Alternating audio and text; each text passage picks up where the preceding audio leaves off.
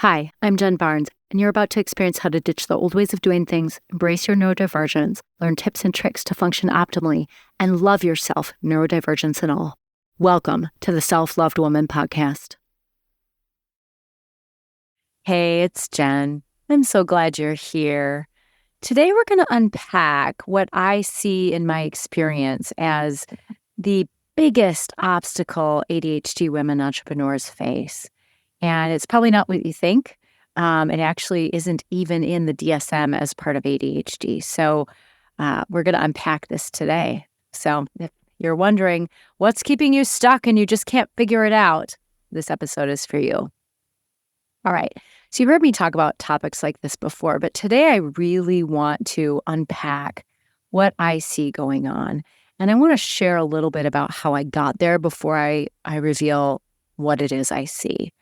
Because I see a lot of ADHD women entrepreneurs, and this was me at one point too, really struggling to, do the things they need to do and to grow their business, to bring clients in, struggling to put themselves out there. And it's like they had all these amazing tools and strategies. It wasn't that they lacked tools and strategies. It's just there was something else going on. And I'm pretty clear on what that is, and I want to share that today. Plus, I have a special opportunity at the end of our show today, so make sure you stay tuned. I got here because I had a client who had complex PTSD, and she also thought she had ADHD.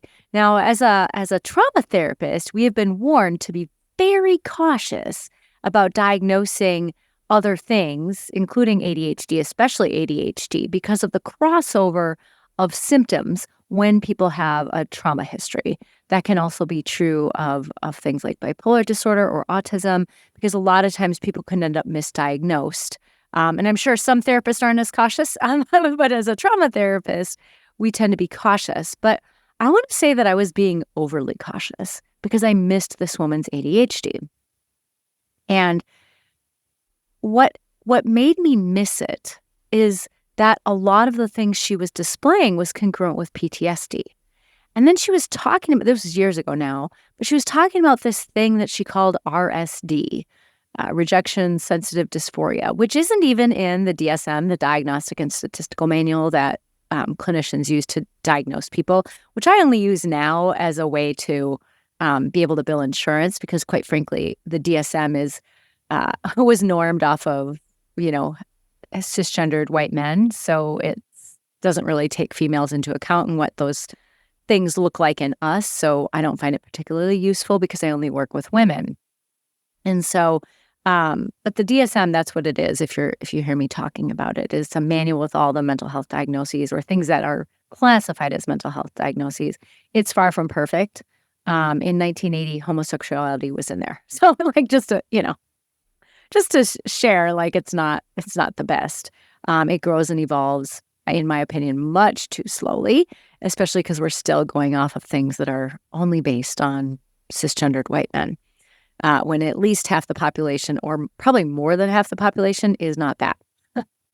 So anyway, when she told me about this thing, RSD, this was like a long time ago, I was like, that's not in the DSM. What is she even talking about? Which I didn't deny her symptoms, because like when someone comes to me and they're like, this is what I'm experiencing, I'm not like, nope, that's not ADHD, because like I just don't find that useful to deny people's experiences. I don't want to be a gaslighter as a therapist. But I was hesitant to consider that she had ADHD because I didn't want her to be misdiagnosed, given that she had complex trauma. And then RSD popped up everywhere, like on social media. And I'm like, what is this? What's this about?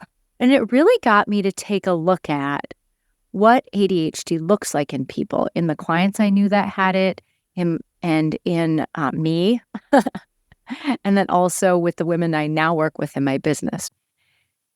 And today, to prepare for this, I looked at the DSM-5 criteria of ADHD. So this is like what our common language in the field is around ADHD, which I'm just going to say I think is total bullshit. Because I read the language in it and it's like fails to do this, and inability, seems like they're not listening when you talk. I mean, it just was like all this shaming language. And I'm like, huh, okay, this supports my hypothesis, which I'll get to. But it was just gross. And most of the symptoms, or symptoms as the DSM puts it, I prefer the word traits, are actually things that if the underlying things going on with ADHD were like actually addressed, then they wouldn't be seen as problems. So I want to get into this a little bit today and share what I think is the real problem. I mean, I think certainly we all have, with ADHD, we can have challenges with getting ourselves to do stuff. Sometimes we can have a hard time focusing, paying attention, those kind of things for sure. But a lot of the things aren't just about ADHD. It's about growing up ADHD in a neurotypical society, especially as a woman, often undiagnosed and unrecognized, so that we received constant criticism and complaint and correction. There's a pediatric psychiatrist, I believe he's out of Harvard, but he estimated that by age 10, ADHD children have received 20,000 more critical or corrective comments, which I did the math. Like, if you start in kindergarten and you only consider their school years, and that's like 3 negative comments an hour, 3 more negative comments an hour. And when I think about how often I was told to stop talking, like, I think 20,000 is a very conservative estimate, right? So anyway, I don't know if you can relate to that, but certainly I can. But I want to talk a little bit about the different pieces of ADHD. And first of all, it's horribly named. It's attention deficit hyperactivity disorder. Well, it's not that we have a deficit of attention. It's that we're inconsistent in how we pay attention because of how we're expected to pay attention. So the word disorder is just ridiculous. But then also the word hyperactivity, people think it only means hyperactive activity in your body. But pretty much everyone I know with ADHD, our thoughts move very quickly. Our brains are hyperactive. And even the word hyperactive, I'm not really a fan, because hyperactive compared to who? Like, what if our brains are the normal ones, right? Like, who says that our brains are hyperactive? I just think they're quick moving compared to maybe people who don't have ADHD. So I want to break this down a little bit. When we look at ADHD, which again, poorly named, but that's what the word that's the label I'm going to use, because that's what we're talking about. There's 2 main pieces of it. And one is the difficulty with sustaining attention that they talk about. And the other one is quote unquote hyperactivity. And there are some legitimate things that go on here around the difficulty paying attention. And a lot of it has to do with how our nervous systems are wired. We have more of an interest-based nervous system. So if something is boring to us, it is very hard to pay attention without finding a way to make it interesting first. And there's a bunch of ways to make it interesting. One is creating novelty. One is urgency. We know that one because, right, procrastination works. And the reason it works is because we're creating interest, because we're like, oh crap, I gotta get this done. And now all of a sudden it's interesting. There's like 4 more that I teach in my program, but those are some ways that we build our interest to get us to do stuff. So what if it's that, like, it's not that we don't know how to pay attention? What if it's just like no one taught us how to pay attention the way our brains are wired? It's not necessarily a deficit, but just like a difference. And we just need different ways of attending to things. I will also add, as part of that, in order to be able to sustain attention and not be distracted, a lot of times if we pay attention to our energy levels throughout the day and the best time of day to do a given task, we can actually be much more focused and end up oftentimes hyper-focusing even, which again, hyper-focus, whatever, what's hyper, but we can focus very intently for a long period of time if we are matching our own flow of energy and attention throughout the day. For example, I do my best creative work in the morning or very late at night. So I record my podcast in the morning after I've done all my exercise and yoga and meditation and morning writing and all that, my podcast or content writing is the first thing I do. And it needs to be because I'm able to be sharper and more present and not have to start over as many times as if I do it in the afternoon. True story. And for some people, the morning is the best time for them to deal with a complex tech issue. I can't do that in the morning. That stress, it makes my whole day suck. It stresses me out, even though like my minor's in computer science in my undergrad degree, so I'm not like afraid of technology. But for some reason in the morning, if something isn't working, that is not a way I can start out my morning. And you might be the opposite. And so part of the way we get ourselves to pay attention is we shift how we do it. So maybe it isn't a deficit, it's just a difference. We just need to pay attention differently. But no one in the world knew to tell us this when we were growing up. So we were thought to believe that we were disordered. And maybe back then, most of us weren't even diagnosed. So we were just taught to believe we didn't have our shit together. We were shamed and whatever. I mean, I went to Catholic school, so the shame there was thick, Or some of us, if you're in my boat, you masked the heck out of yourself so that you could avoid all of that or avoid getting in trouble. But, I mean, let's be honest, we were kids, so we can only mask so much. So I would often get in trouble for talking too much. And, I get it. Like, we're not supposed to interrupt the teacher or be talking during class. At the same time, what if classrooms are just not, like, created in ways that work for ADHD kids?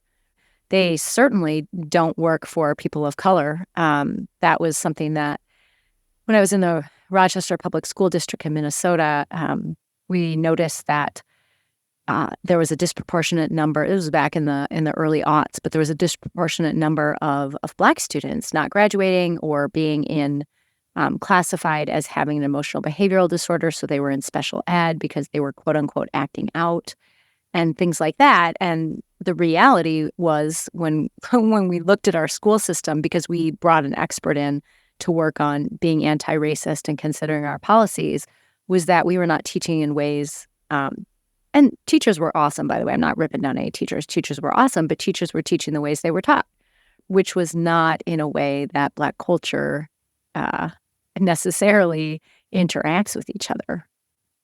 So anyway, that was a little tangent, but also the way teachers were taught to teach was not how people with ADHD learn, for sure. I mean, I could force myself to learn, but a lot of times I had to do a lot of homework so that I could make sure I understood everything.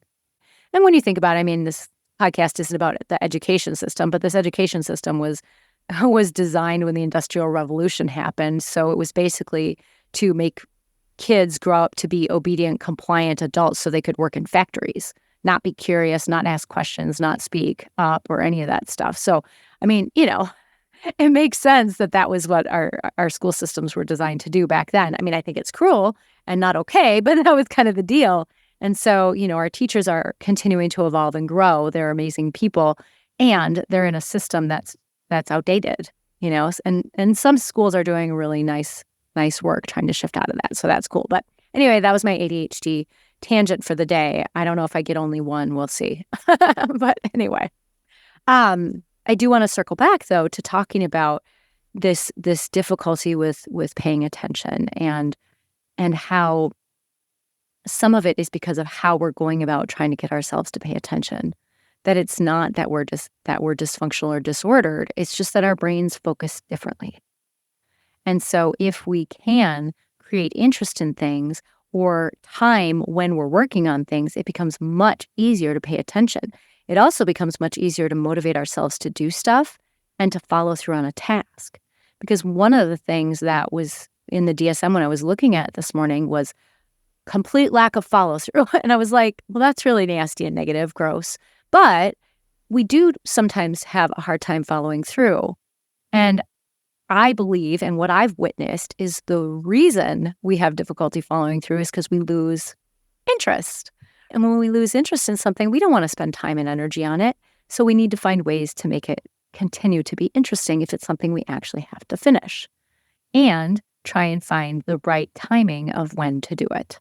So I wanted to talk about that piece because it's really important. A lot of us shame ourselves, like, oh, I just can't get myself to do it, or I can't focus, I'm not motivated. And In reality, some of it is just we have to do it differently. We have to recognize that, and different from what, but I mean, we do it differently than people who do not have ADHD. And that's just how it is. But that doesn't make us disordered or broken or anything. Okay. So one of the things that's in there is difficulty organizing. And, it had some like shamey words around being forgetful and uh, being forgetful and losing things and stuff like that. But the reality is we can get distracted, and it's boring to put stuff away. I kind of created games without knowing it. As a kid, I was like, ooh, let's see how fast I can do this, right? Because then it was like a race. Like I could do that. Although sometimes that jacked up my nervous system because I was always racing to get stuff done. So there's that. But my rule is don't put it down, put it away. My other rule is touch it once, because that addresses some of our difficulty with organizing. We may need someone to help us create the external structure of organization that works for us. But once we have that, if we can just, as soon as you have it, just put it away. And it's tempting. I get it. There are times where I'm like, I don't want to put it away. But if you don't, you know what's going to happen. If I don't put something away after I use it, it gets set down. And then the next thing gets set down, and the next thing, and the next thing. And that's how we have piles. And then it can be hard to find stuff, and we lose stuff. And so this is a legitimate brain difference. And so this is something that is inherent in how our neurology is. And we come by it honestly, and it's hard, and we get to have compassion for ourselves. And if we want to stop losing things or forgetting things, we've got to find ways to organize our stuff, our tasks, our calendar, and the like. And so I know for some people, the word structure is a 4-letter word. But what I like to tell people is, remember, you're the one creating the structure. It's not being imposed on you by someone from the outside. Because chances are, if you dislike structure, there's a good chance that someone tried to force it on you and shame you when you didn't stick to it. So it might not be that you don't like structure. It's just you have parts of you that don't like what it reminds you of, the pain or even trauma of what you went through when someone was trying to force a structure on you. But when you're creating your own structure, you get to design it, and you get to do it the way your brain works, which is fantabulous for sure. I did want to circle back a little bit to the difficulty focusing and mention in the DSM, they talk about having trouble with details, and so that we make quote unquote careless mistakes. I could see that. I'm like, oh yeah, I'll do that. And I'm not a fan. Like, careless is just such a judgy word. Details are hard because they're boring. Sometimes. I used to really like detail for some things. Like, I used to love accounting in high school, and I could sit and just do it, right? So there's some things we like, but again, what was the difference? It was interesting to me.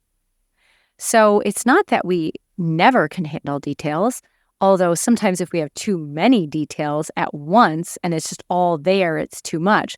So we need to find ways to chunk things into groups and then organize each chunk, because we get overwhelmed with too many details. And that's when we start to miss things. But it's not because we're inherently careless, right? It's because we were not taught ways that work for ADHD to keep track of things and to deal with details without getting overwhelmed, and then to be able to actually do them. Okay, so I want to shift over to talking about hyperactivity, because hyperactivity is the other big piece of ADHD. And I think the DSM gets this wrong, because it talks about like, oh, if you have an attentive type, you don't necessarily have hyperactivity. But like every person with ADHD inattentive type I know, which then they call ADD because they don't think the H fits, which I get, has a hyperactive brain, or a fast-moving brain. And so you have that quote-unquote hyperactivity. It's just not in your body, perhaps. Whereas someone like me, I clearly have hyperactive type. If you've ever watched me on video, I move a lot, I fidget, I make faces when I talk, you know, and so I'm always in motion. It is very hard for me to sit still. My therapy clients just know and accept that. Like, I am not someone who just sits still indefinitely. And that's just how my body is. But if you have what they would call inattentive type of ADHD, you might be like, I could sit still as a rock. But what is your brain doing? Is it moving quickly? Because that's the piece of this. That's the piece of this. The other piece I want to talk about relative to hyperactivity, and then I'll get into what I think is really causing most of the problems for us, because these things I've talked about already, it's really just that, like, we don't know good ways. Like, it's not mainstream to know ways to help our brains, right? It's not that our brains are broken. We just need the right tools. And then after I talk a little bit more about hyperactivity and some of the things that I think are complete and utter bullshit, then I'll get into what that big thing is. But I want to mention, like, as I was looking through these criteria this morning, I was like, this is awful. Like, I haven't read the DSM in a long time. I read DSM-4 in grad school, like, a long time ago, 20 years ago. Well, more than 20 years ago. But I I haven't, when DSM-5 came out, I kind of skimmed it, but I didn't like read really, really closely. And some of the stuff in here is just inaccurate, and some of it's just rude. Like, it says, seem to not listen when spoken to directly. Well, some of us can listen better when we're not making eye contact with the person. I listen better if I'm fidgeting with something. And it's true, sometimes we're not listening because our brains move quickly, and we already kind of have the gist of what someone is saying, and we're like, come on, you're talking so slow, right? To us, they're talking slow. And so our brains just start to go elsewhere because we're bored. And that doesn't mean the people in our lives are boring. It just means that they have a different pace of communication. And so we get called out for not being able to pay attention or seeming like we're not listening. But the fact of the matter is we want to listen. It's just like the style of communication the other person has is not our style of communication. That doesn't mean that we're the defective one, by the way. So one of the things it says, too, is that we're always on the go as if driven by a motor. And again, that's the physical hyperactivity. But, like, why is that bad? Why is it bad or, quote unquote, disordered or wrong for us to be moving quickly? I mean, certainly if we're emotionally dysregulated and chronically stressing out our body, that's a different story. But if we're just moving quickly because that's the pace at which our brain goes, maybe that's just the pace at which our brain goes. And it doesn't mean that we're like, it's like should be a symptom of a disorder, but just rather a trait of our brains being the way they are. Another thing that is in the DSM is talking excessively, blurting out, interrupting, difficulty taking turns, intruding on other people's conversations or games or whatever. And first of all, the language in there is just downright judgy and offensive. It's just unacceptable to me. And it doesn't recognize the fact that we have a different communicational style. And it doesn't mean that we're the ones who are wrong because it's different from neurotypical people. It's just different.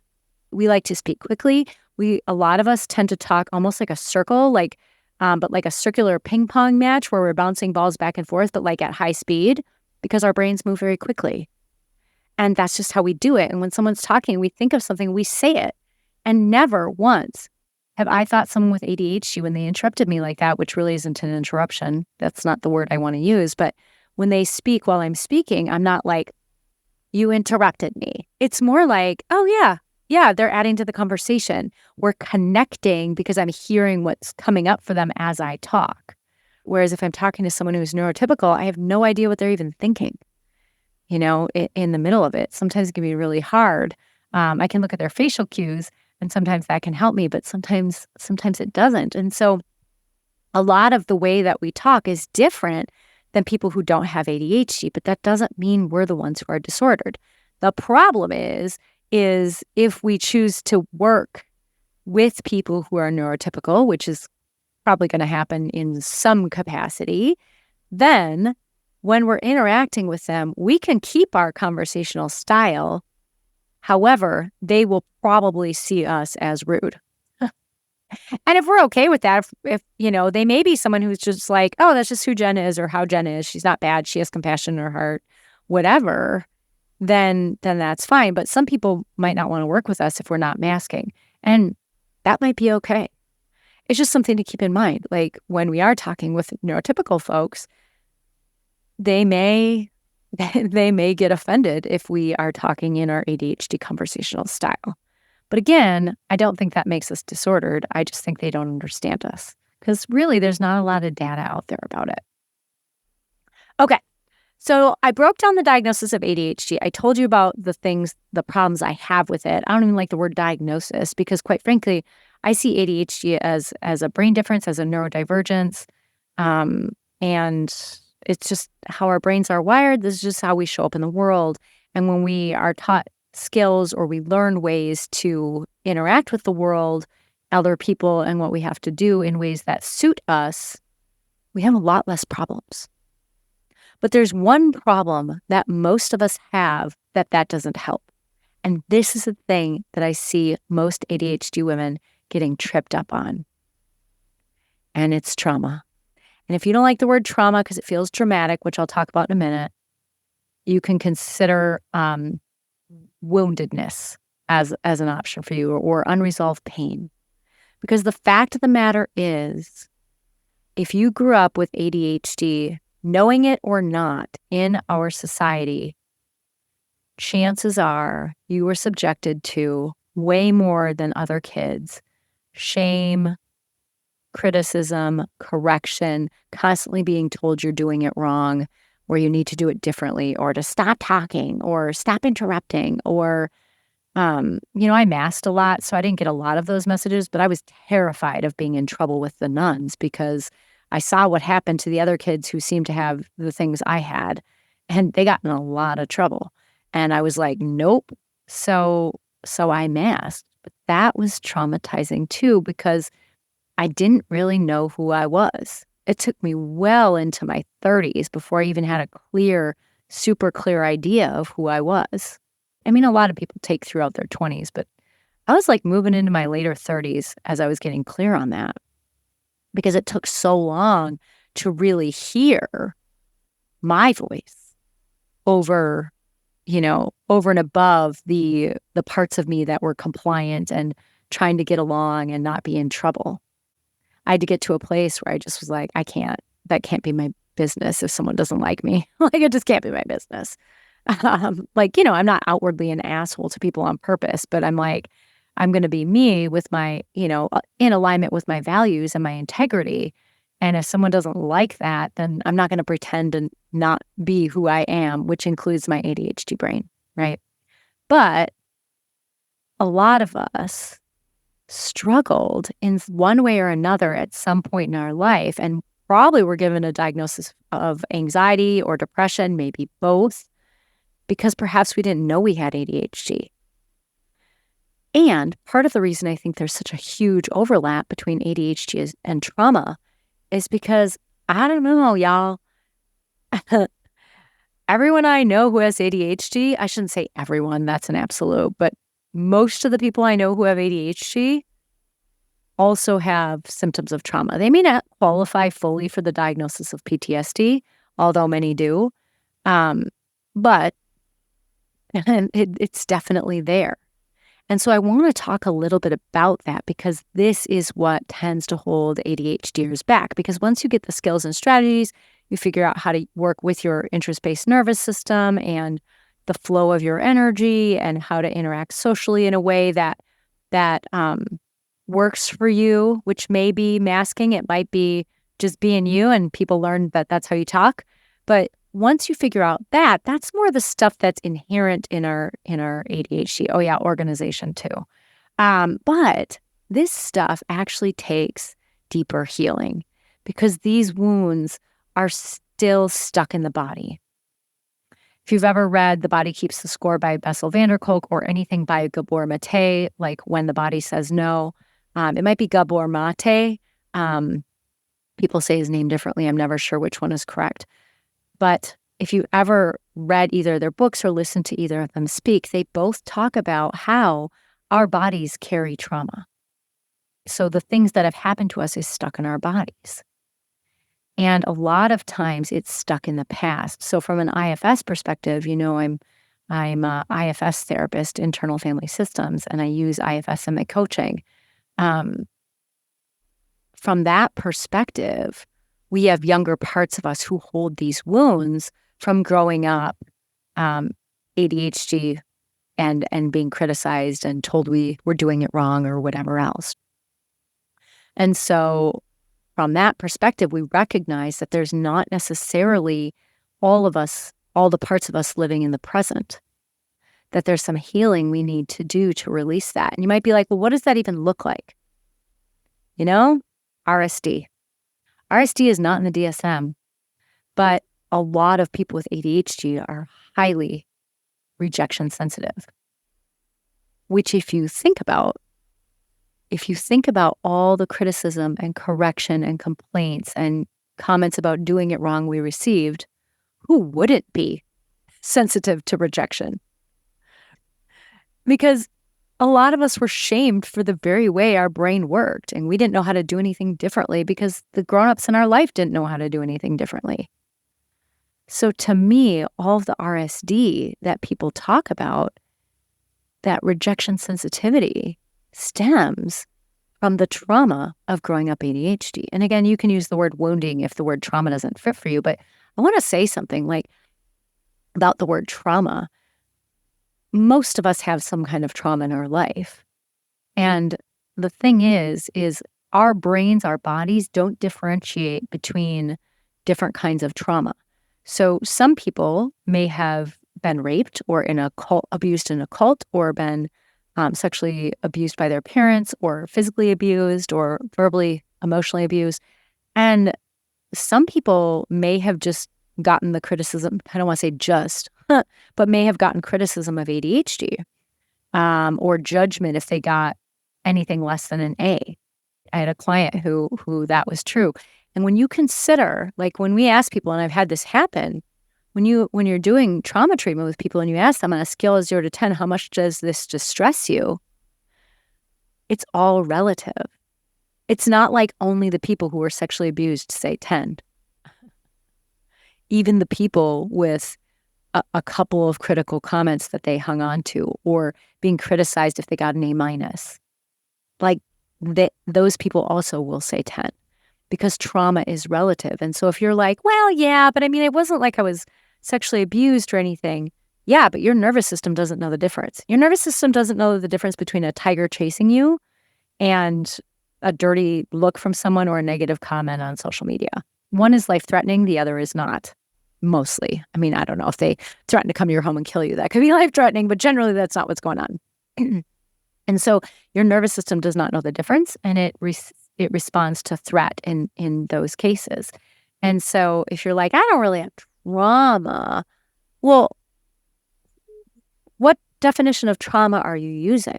Because your nervous system doesn't know that. If you experienced all this criticism and correction, or had to mask and hide who you are and how you are so as to still be lovable, tell me that's not trauma. So I want to talk a little bit about how not only is RSD closely linked to trauma, but other pieces. Shame. Oh my gosh, so much shame. That is a direct link to trauma and to RSD. Emotional dysregulation. People with ADHD often talk about difficulty regulating their emotions. Well, think about it. If your nervous system, if growing up, if you received a lot of criticism and complaint and correction, more than the average kid, or you had to hide and mask how you naturally were just to be lovable, your nervous system was often in your fight or flight response or shutdown response, bouncing back and forth between the two, more often than it was in that state where it's safe to rest and digest and connect, the ventral vagal response. So if you're more often in your protective responses of fight or flight or shutdown or bouncing back and forth between the two, you're going to be emotionally dysregulated because your nervous system is going to perceive threat where maybe there isn't any, right? I think no one likes it when their boss calls them into their office without a reason, but people who have trauma, and this is ADHD or not, when their boss calls them into their office, they're like, oh my God, I'm fired. They're going to tell me I'm the worst person ever. They're going to make it impossible for me to ever get a job and I'll be homeless, and I'm not in any way knocking people who are unhoused. But I know that's a common fear. And it's a fear I've had over time. And that tends to be very intense for people who hold trauma, including ADHD women, like disproportionately so. Because all that criticism makes it feel like your nervous system perceives that as life-threatening danger. Now, if you're actually going to be fired, maybe it is life-threatening danger because maybe you don't have any savings. And so if you do get fired, you won't have money to pay your mortgage, and then that is a problem. But generally speaking, your boss asking you to her office is not necessarily going to fire you. They might be like, you're doing a good job. We're giving you a raise. It's just hard for ADHD women to believe that because very rarely have we been told, you're doing a good job. You deserve a raise, or, wow, you're doing great. Keep up the good work, unless we were masking.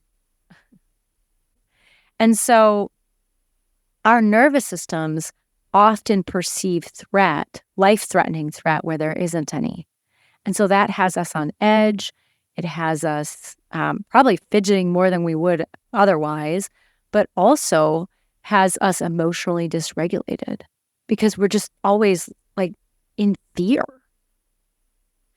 So when you think about that, maybe it's, not a symptom of ADHD, but a symptom of trauma, the emotional dysregulation, even though a lot of us see it. One of the things I was thinking about when I was reading the DSM, and I think the age is 12 now, it used to be 7, but you used to have to have the symptoms listed in DSM before age like 7. I think it's 12 now. But like most of us didn't have this dysregulation, the RSD, when we were really young kids. That developed over time from the constant correction and criticism. And it just got more intense, especially, I was lucky. I had a really loving and supportive mom who, she didn't know I had ADHD, but she just knew this was how I was and she worked with it.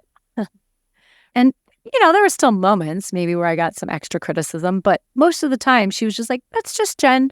And I know I was really fortunate, but not everyone was. Not everyone was. And so that can have a huge impact on our ability to emotionally regulate and handle our big feelings. Because if you think about, like I like to talk about a tub of resilience. So if you think about like a tub of resilience, and everyone's tub of resilience is bigger. Some people have like a teaspoon, and some people have like a big freaking ocean-sized bathtub of how much we can tolerate.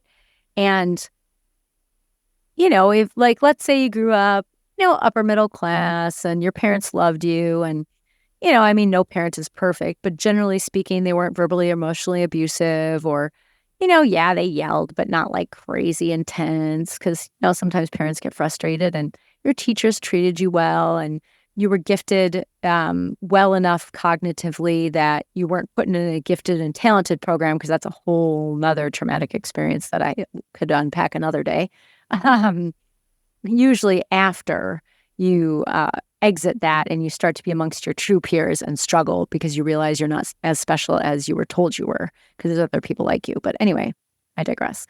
But, maybe you had all these wonderful things in your life and it's like, oh yeah, this is pretty great. Well, I'll tell you what, if you had this life that was pretty great, well, you don't have a lot taking up space in your bathtub of resilience. So when you have things happen now in your life, it doesn't really put you over the edge of your coping ability. But let's say your tub of resilience is small to begin with because maybe it's just how your nervous system is, or maybe you grew up in not a great place. But then you add the layer of all this unresolved trauma. You add the layer of having an ADHD brain in a world that doesn't really acknowledge that as being acceptable at this time.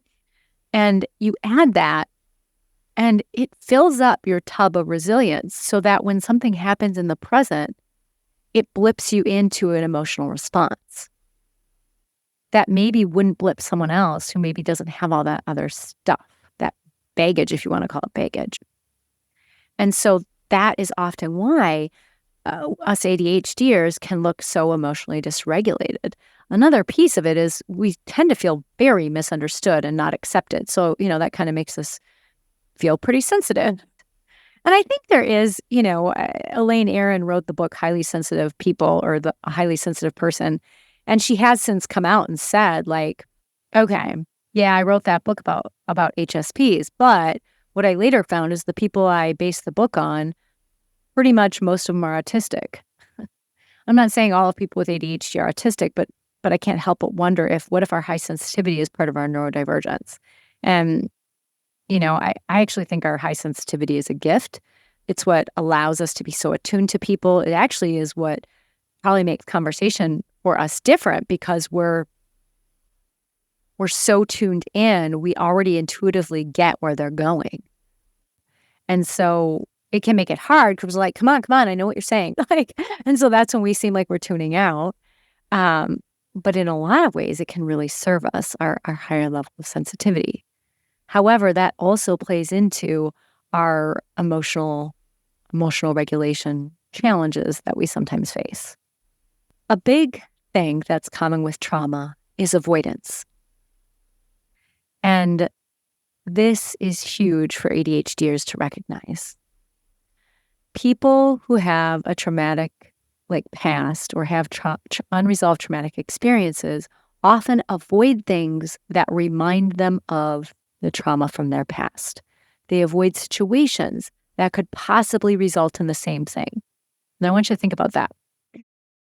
If you were sexually abused, you might avoid men, for example.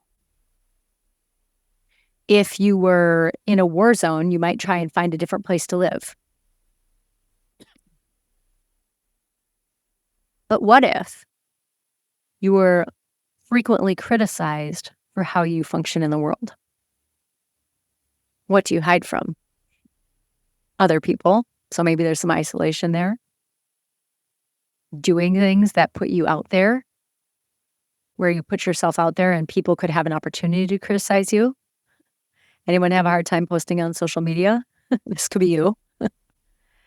And so if we're trying to avoid things that, and this is all subconscious. It's not like you're sitting up at night going, I'm going to deal with these traumatic things that happened to me by just avoiding anything that could possibly put me in that situation. That's not how it happens. Your brain is smart. It's trying to protect you the best way it knows how. And it does it by, on some level, and this is protective parts of you, not letting you be in situations that feel unsafe. And this is why you'll hear me in other episodes talk about the difference between uncomfortable and unsafe. Except that doesn't always make sense if you have trauma around this, because it can be uncomfortable to put yourself in a situation where, you're putting yourself out there. But if you have trauma around being constantly criticized, your nervous system might believe it's unsafe, even though it's not actually life-threatening in most cases. That's a big one. That's a big one to think about, is how the parts of us, our protective parts, our brains, our nervous system is trying to, I guess your brain is part of your nervous system, but all of that is trying to protect you from having to go through what you already went through. And when you think about what keeps most entrepreneurs stuck, it's getting tasks done and putting themselves out there and asking, making offers to clients and asking them to work with you. Well, those are all very vulnerable things. Maybe not the getting tasks done. The getting tasks done is something that we tend to have challenges with, though, and get criticized about. So it can make it feel like something we avoid even more if it's something we don't want to do or haven't been great at in the past. But those other things are pretty vulnerable. And if we already have a nervous system that's primed to see threat, and so we avoid things that might put us there, well, then it makes sense that you're struggling to get yourself to post on social media or ask people to join your program, or even energetically be in that space to attract those people to you in the first place. This is big stuff. And it's not just how our brains are wired. How our brains are wired is stuff that we can work with using the right tools. And I'm not saying it's easy, especially because sometimes the way we do things, like maybe you found a way to make something interesting and it works for like 6 months, maybe 2 months, I don't know. And then all of a sudden you're like, "Hey, that used to work." Well, your go-to is to shame yourself because of what you experienced. But in fact, you're it just means that your interest-based nervous system no longer finds the tool that you're using interesting and you need to switch. It doesn't mean you're bad at using tools consistently. It just means your brain doesn't like consistency. It likes novelty, right? To some degree. One more thing I want to talk about is that common for people with trauma is difficulty sleeping and, believe it or not, difficulty concentrating.